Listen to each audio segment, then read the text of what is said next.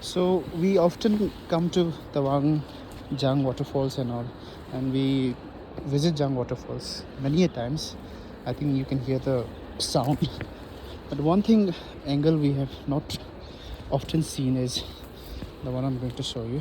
That is Jang, and you can see Jang waterfall. So this is really nice.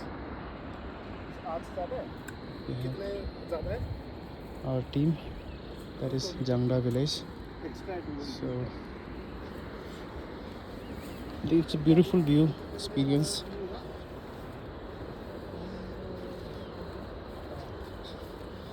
This will be especially pleasing to eyes, especially to those who have not been to the other side of this waterfall.